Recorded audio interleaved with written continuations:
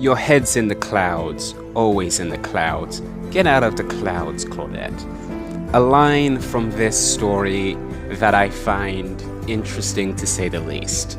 A line that really just shows how terrible systems could be and how approaching them in a different way can be unique and helpful. So let's take a retrospective dive into the archive's tome, Claudette's 8th birthday. This archives entry was part of the first tome that we got in Dead by Daylight, so it definitely was a gateway into exactly what we should be expecting from how these stories will pan out. And I definitely have to say it achieves its marks with very interesting colors. Now, it brings up a few solid points that I will be discussing. First, let's start off with Claudette herself. This story does a great job at actually giving an expansion to the reason of why Claudette is so shy and introverted. She spent her whole life being an outcast among her peers, someone who no one really wanted to be friends with, because she wasn't normal in their minds. She was different. And as we know, when it comes to school and a lot of pervasive elements that people think of, is that different is weird, different is bad, different is inherently wrong, which is not the case here. Claudette is smart, Claudette's intelligent, she's an incredible person, incredible empath, but just because she was different, she saw things differently, or she reacted to things differently, she was automatically shut out.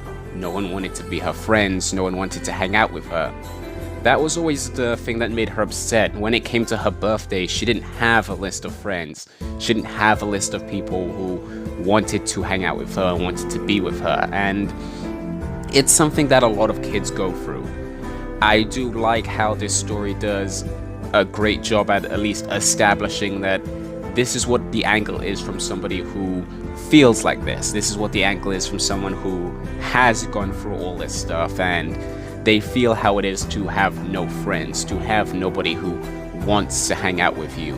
That feeling where someone asks you, have you played with anyone, or do you have anybody to invite to your parties?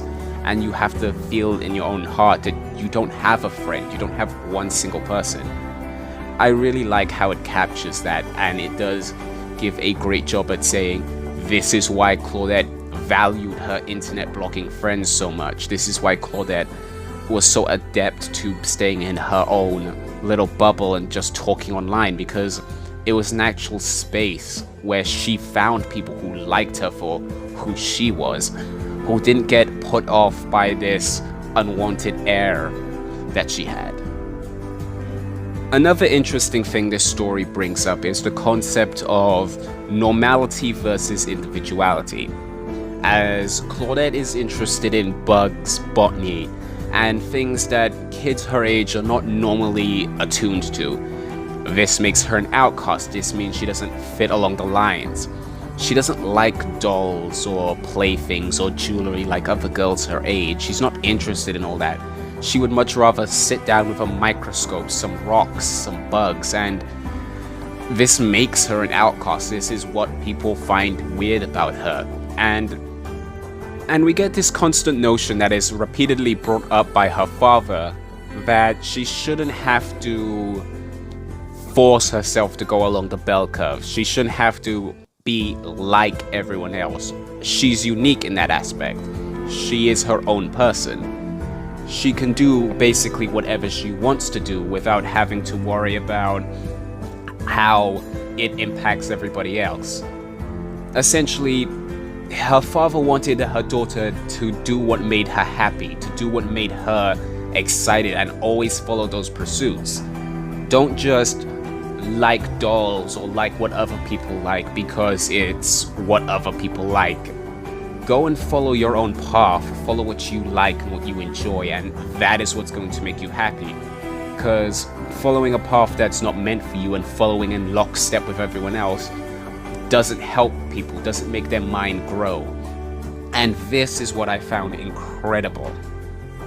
I know this comes from a standpoint where parents aren't going to be really looking at this, but this story is probably something that I feel like a lot of people need to learn. You can't force a person to be, quote-unquote, what's in your mind, normal. What makes them unique is what makes them who they are. Claudette likes botany, she likes studying bugs, she likes sitting down and looking at plants, things that aren't normal for someone her age. But that doesn't make Claudette wrong for liking it. It doesn't mean that she should be the target of bullying and all that, even though she is. She's a target of bullying from her teachers and her peers. And I've always supported the whole idea that what her father was trying to emphasize was correct. Claudette's her own person, and her being unique in her own aspects makes her interesting. It makes her a more compelling person. She likes what she likes, and she likes something that's different from the rest, and that's fine. It's also fine if you like things that are the same as other people. You need to be happy with yourself. You don't need to make sure you fit within everybody else. If the things you like are like what other people like, that's fine. If you like something different, that's also fine. Both are equally as good and equally as important. One of the last points I want to focus on is the concept of being wired differently. Now, you can interpret this as many different ways. You could use this as an idea that Claudette has autism.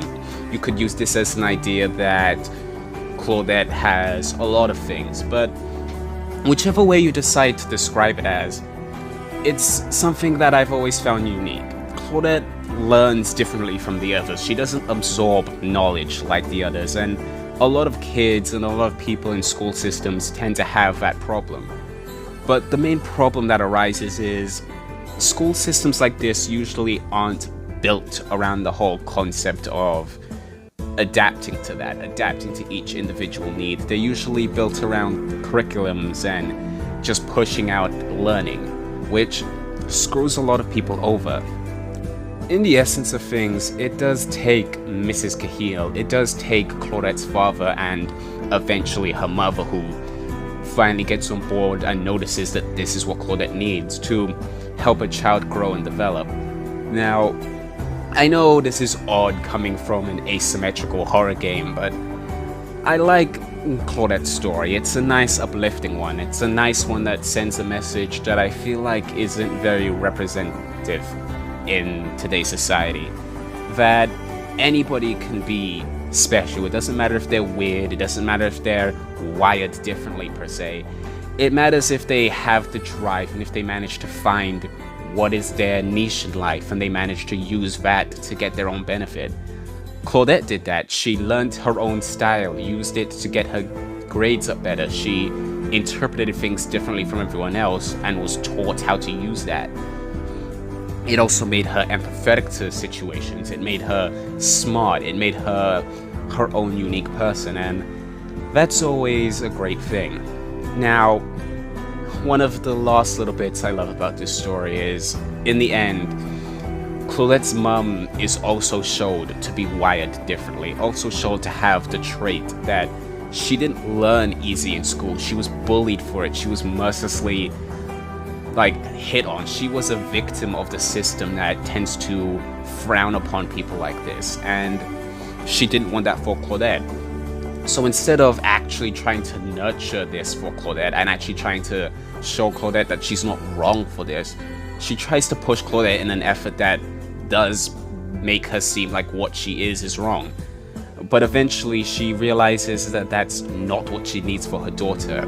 Her daughter is special, her daughter is smart, her daughter, despite being wired differently, is her daughter and is her own unique, smart and interesting person. And when she does that, she actually accepts Claudette's interest in botany and gets Claudette a gift that she knows she'd like. Not a doll, not jewelry, something that Claudette would actually value and something that could be a sign that says, "Hey Claudette, I appreciate who you are."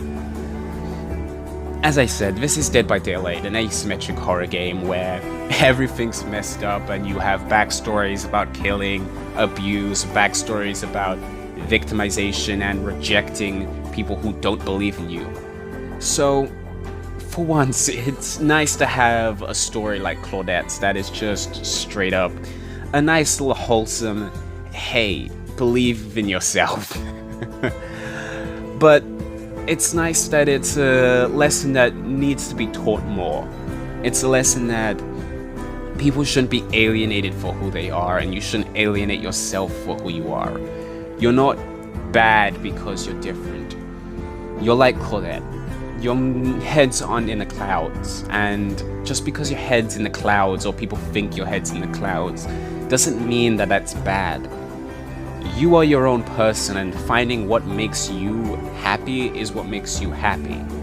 I'm a person who loves video editing. I'm a person who loves the idea of product design and doing all that stuff, which isn't as good as, say, law, or isn't as good as mathematics, or isn't something that might appeal to a lot of people, but it's something that I enjoy and I like, and I establish that as what makes me unique, what makes me my own self. And if someone else has the same interest, that makes themselves unique in their own way. Claudette doesn't have to fit a bell curve, neither do anyone else, neither do any of you watching, neither does any of the other characters in Dead by Daylight. You're your own person, and you should always value that. So, how do I put this out? Be your own self and be happy with that. Be empathetic, be a smart, studious botany learner, or just be a reckless, trolling, toxic blendette. Whatever makes you happy and whatever makes you feel unique and special in your own way, go ahead for it, because we don't all have to fit this curve. We all have our head in the clouds, and you know what? Sometimes that's just fine. So, to finish up the overview, what would I say about Claudette's 8th birthday? Well, if I'd have to rate it for 3 different categories, which is probably what I'm going to do for each of these, how it develops the character, I think this would be a definite 8 out of 10. It really develops how Claudette thinks and why she is the isolated girl that we now know today, why she's an introvert, why she found her message boards to be a more prevalent place. But it also explains her reasonings for what she chose to study, despite being something that some people would consider odd. In terms of the message that it sends out and its story themes, again, definitely a positive 10 out of 10. It's a message that, as I've said before, cannot be beaten into people's heads hard enough. Whether they be teachers, other students, the people in question, or parents. People need to realize that just because a person doesn't fit the status quo doesn't make them bad or toxic or terrible. It's their own unique path, and we should all at least try to find a way to enhance that person's unique path. So I think that is a good thing. My personal thoughts on the story and how I would personally rate it, I would say roughly about a decent 7 out of 10. Claudette's not my favorite character by any stretch of the word, but this story definitely did make me give Claudette a little rooting for. If I'd have to give the chapter or tome a general mark, if I had to calculate the whole, how it appeals to the character, how it appeals in message alone, and my own personal thoughts on it, I definitely say it's about a 8 out of 10 when it comes to stories. It's, in my personal opinion, probably one of the best archive stories we have, despite not being as exciting as some of the upcoming ones. But I definitely do like it, and I definitely think it's worth its status as one of the top Tome stories. So, that is my little retrospective on Claudette's 8th birthday. I hope you guys do appreciate your own uniqueness and realize, as I said before, just because your head's in the clouds doesn't mean you're a wrong person. Goodbye, my people of the fog, and enjoy yourself.